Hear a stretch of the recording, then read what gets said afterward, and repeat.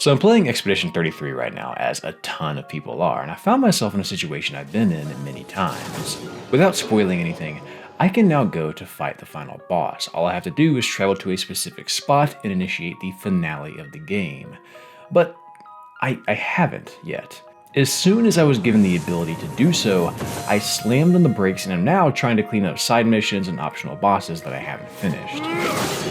This is something that happens to me quite a bit, and as it turns out, happens to many of you. As soon as a game hits you with this screen, or a character says something like, "Hey, not for nothing, but we better handle any unfinished business because once we go through this door, you never get to see your kids again." Suddenly, the journey comes to a screeching halt. And I appreciate when games do this, by the way. Yes, please inform me that I'm about to activate the end of the game, because I've got to be sure I'm ready to be done. But sometimes this hesitation escalates to an extreme degree.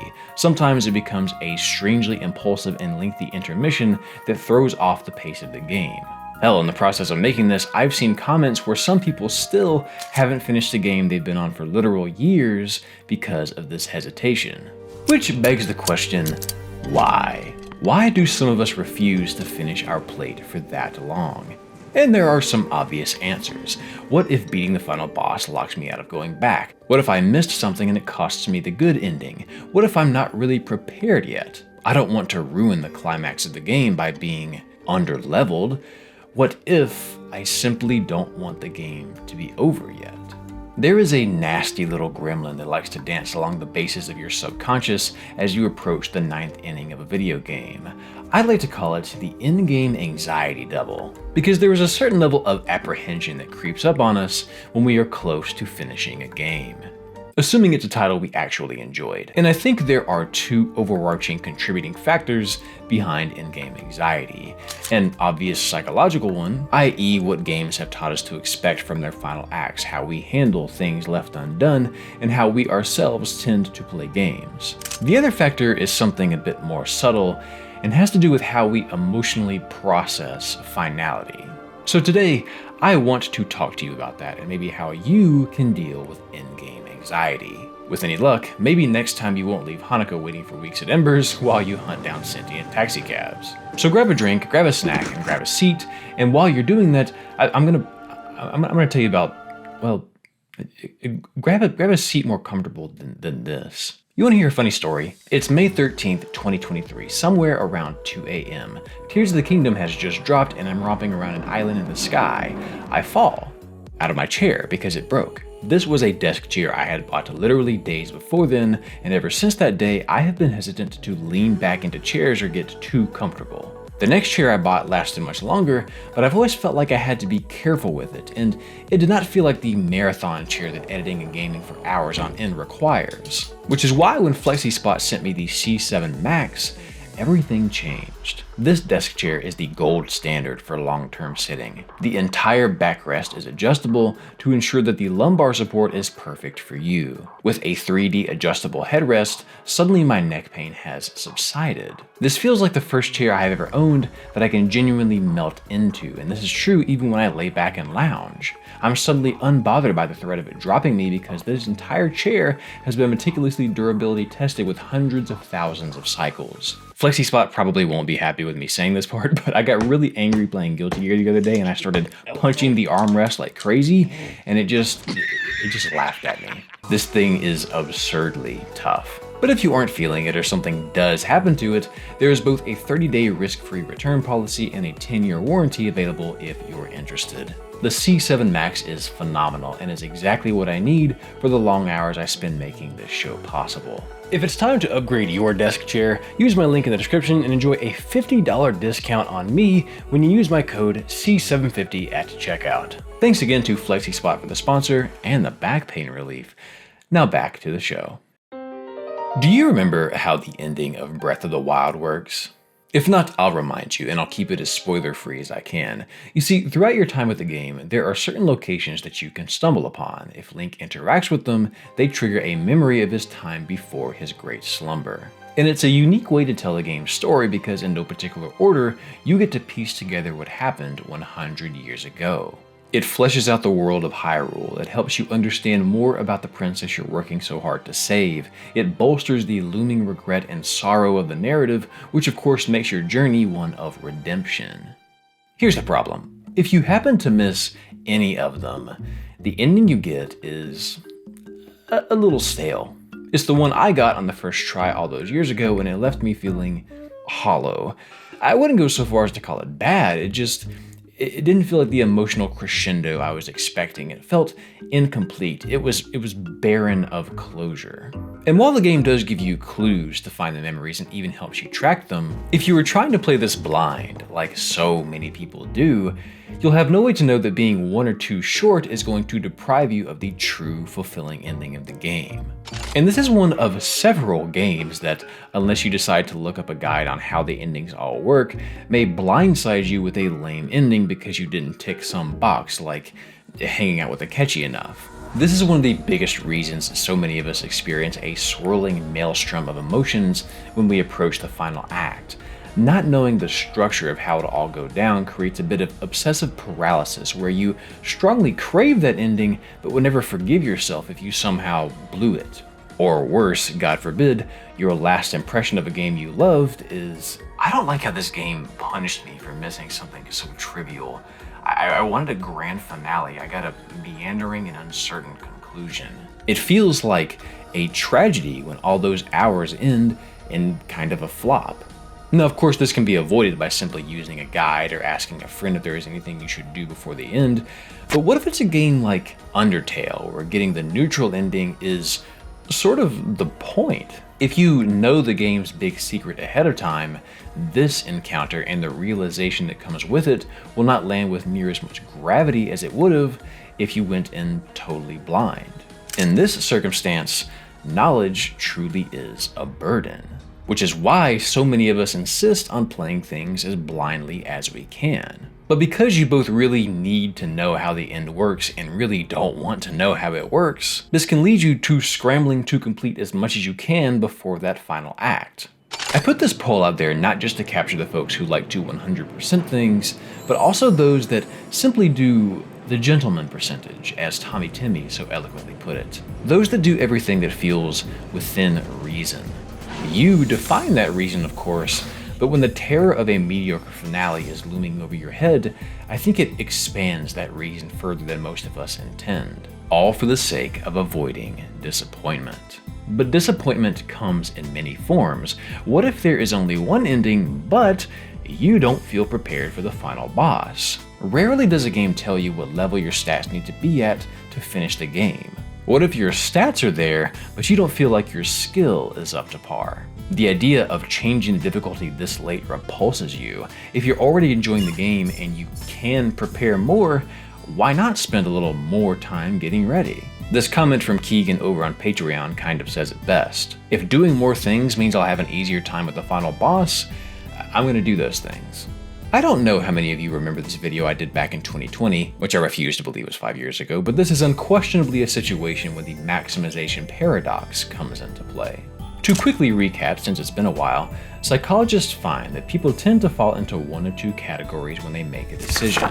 Satisficers make decisions quickly and crave utility that costs minimal effort. Maximizers make them slowly and crave relentless optimization. If you tend to be a maximizer when it comes to your in-game decision making and want to ensure you've had a chance to check every build option and assess every possible advantage given to you, you can bet your ass that you slow way down when you hit that last intermission before the end.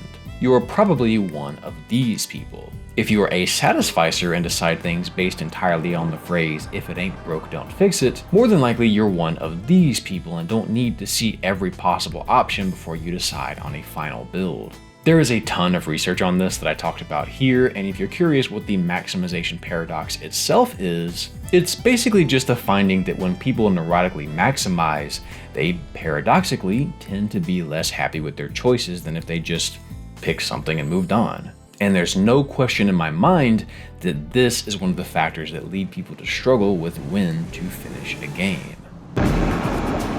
And we can dive into other things like the Zeigarnik effect to explain away some of these feelings, but I've done that video 100 times at this point. If you are a regular here, you've probably made that connection already. Plus, it's more than just leaving something undone that's bothersome here. It's more complex than that, because for many of us, we aren't really interested in doing all of the things a game has to offer. Many of us have kids and jobs and lives and backlogs to get back to. It's actually not the idea of leaving things left undone that I'm most fascinated with here. It's comments like these. People who, once they roll credits, are drained of all motivation to go back and finish what they start.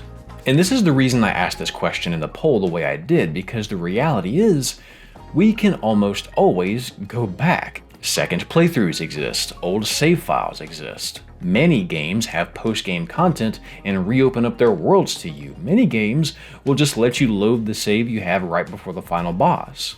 But I don't think these things matter quite as much as this phrase right here. I guess seeing the ending kind of, signifies the end, so after that I don't feel like playing it anymore.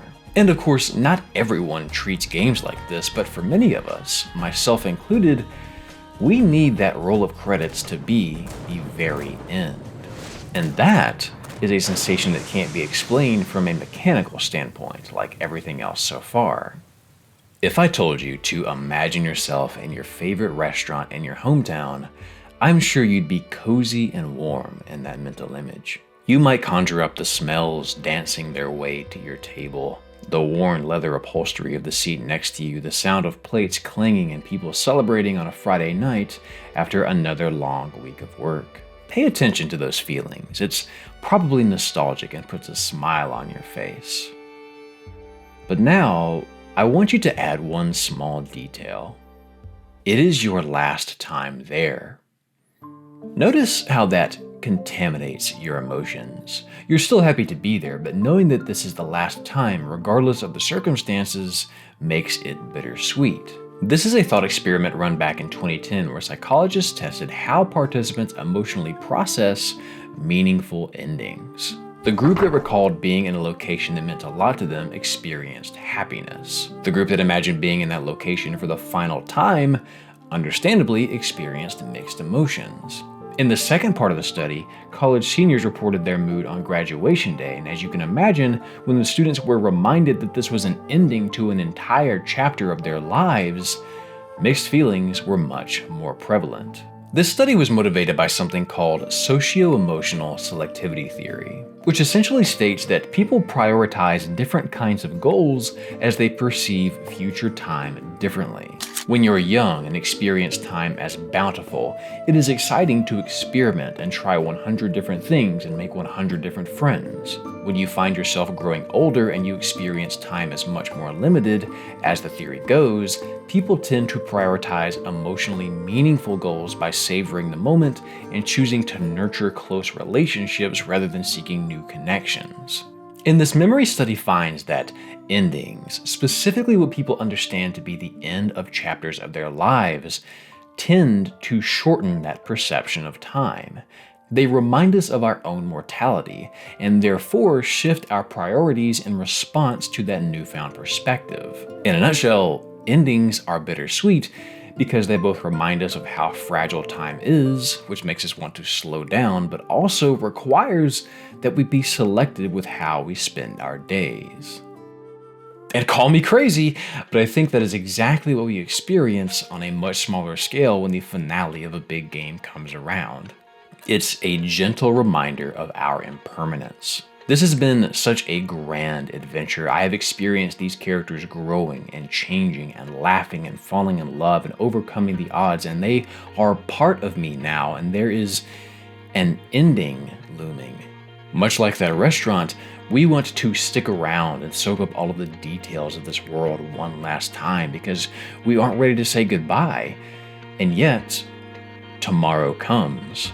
We have to prioritize. A whole week or a month or a year of our lives, depending on how long it took you to play this, is coming to an end. That time passed for these characters, but it also passed for you, the very real person too. Accepting that it is coming to an end is painful, but unlike graduation or that restaurant closing or that family member passing, we have control of when the game ends. It's only natural that we would want to put off a chapter of our lives closing if it was emotionally impactful for us. So when we are met with this screen, a simple, hey, you can move on whenever you're ready, how do you know you're ready? Is this the last time you'll ever play this? How does that make you feel? Do you consider this a meaningful chapter of your life? Maybe that is something you don't want to confront, so you go back and work on missed side content. And maybe this is just all the backlog talking. Maybe I'm completely off base and out of pocket.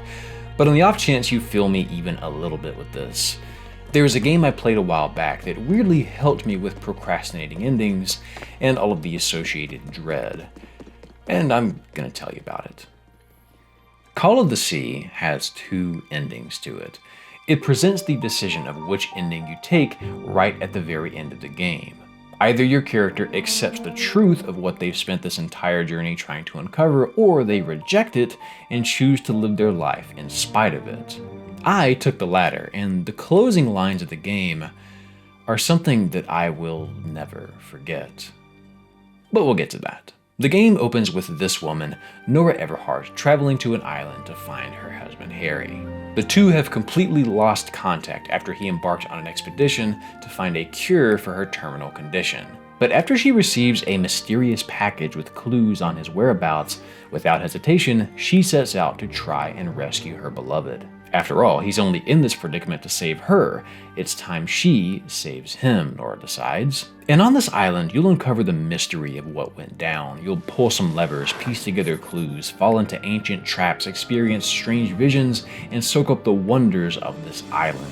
It's easy to get swept up in the spectacle of it all, but as time goes on and you discover the game's big twist and ultimate truth, it does leave you feeling a bit torn. Without giving specifics in case you want to play this, there was Nora's life before she arrived on the island and Nora's life after she arrived. Because of the plot twist you discover, things will never be the same for her again. So when I was given the choice of accept the truth or deny it and live in spite of it, I chose what I felt like was the poetic storybook option, to choose love regardless of this new revelation. I knew it would be tough for her given said plot twist. I knew it would be the arduous route, but in some ways it was easy for me to pick that ending because it's just fiction after all. There will be some flowery words said, we will fade to black, and it will have been a suitable ending for a good game. But then I was met with this line. Have you ever been in love, Captain Hodgson? In love? You mean like in a romance novel? No, that's fiction, Captain. In real life, true love stories don't end with a wedding. They end with a funeral. This tiny bit of dialogue made me realize something about endings and why exactly we lose interest in a game after credits roll. This line, in all of its stark honesty, illustrates why fantasy is often so much more alluring than reality. Fiction, in almost every single instance, ends with a beautiful moment. Breath of the Wild ends with a promise of a bright future as the wind carries in a new day. Fairy tales end with a happily ever after. Good Will Hunting ends with Will chasing the girl in spite of his self-sabotaging attachment issues. At the end of Avengers, we finally see Cap reunited with Peggy as they slow dance in their living room. We don't see their disagreements through the years. We don't see Cap waking up in the night dealing with the trauma of all of that combat. We don't see them struggling to pay the bills or see the heartbreak of one eventually outliving the other. Stories end with a crescendo. They end with a series of joyous moments that provides closure and leaves the taste of that bliss on your tongue. Everything has a neat little bow. Life rarely, if ever, ends like this. You may fall in love, laugh and cry, and accomplish all of your dreams and have the most wonderful, fulfilling night of your life on this evening, and yet, there is no fade to black or roll credits. Tomorrow morning will always come. Things will continue. Mediocre days will follow. Terrible days will greet you with a smirk that says, "Remember us? Good ones will come again as well, but that's just it. New days will always come. Your time on Earth is a series of endings in every variety, moments, and a big leaning pile. To end a game not at one of these triumphant finales makes it too much like reality. We decide we must do everything in our power to make it perfect, because to go have that big dramatic finale and then turn around and go clean up errands is analogous to having to clean up after a party the next morning with a hangover. That part isn't sexy or wondrous. We don't want our final moments of the game to be finishing up some chicken walking minigame. We want to finish at a sky painted with fireworks, a sweeping orchestral symphony, a tear in the eye, and a sword in the stone. And that's what I thought I was getting when I picked this ending in Call of the Sea. A perfect little conclusion, an entire lifetime wrapped up in a box, simplified, condensed, and with no emotional loose ends or accountability for my actions. But instead, what I got was a reminder that endings don't really exist in that form. As much as stories have trained me that this is what I should aim for in reality, instead, reality doesn't end with weddings and sunsets and swelling music and fades to black. It ends with wrinkles and tragedy and things left unsaid. True love stories don't end with a wedding. They end with a funeral. And the only thing that eases that final moment of heartbreaking sadness are all the good memories lived together. As much as that first line is something that will always stick with me, it's the second line that gives me the most peace. We crave that perfect ending because without it, somehow we feel like everything that comes before it is tarnished. A bad ending can ruin a story for people. It's almost hilarious how much power a middling conclusion has over us. But if your story on this earth ended tragically in traffic on a side quest to the grocery store, or against an optional boss like an underchewed pickle that you choke on, does that mean that everything you've done up until that moment, all of the people you loved, the moments you shared, the smiles and laughs and tiny contained perfect storybook endings that filled your life, didn't matter? Or are we simply focused too much on the finale when we should be savoring the beauty of the now?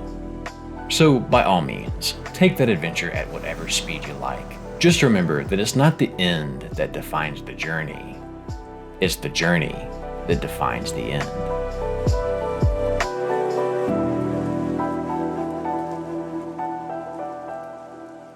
This is the part where I remembered that the video was about why you procrastinate fighting the final boss. What is happening right now? Jesus, Daryl, why do you do this? Thanks so much for watching, everyone. I hope you enjoyed this. If you like what you saw here and want to see more, hit that subscribe button. Like the video, share it, and let me know what game you are procrastinating finishing down below. If you just can't get enough of this channel and want to help make it possible, as well as get access to live editing streams, bloopers, and creative input such as voting for future videos, which is how this one got picked, come on over and join my Patreon page.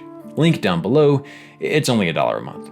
Thanks a ton to this month's featured patrons: Citizen Snips, Firecracker, Raw Giver, Vanergand, Brian Russum, L, Dominic Farms, and Yukon Pan. Thanks again, everyone. Take care and have yourself a damn good one. Next time, we're talking about it. You have 2 weeks.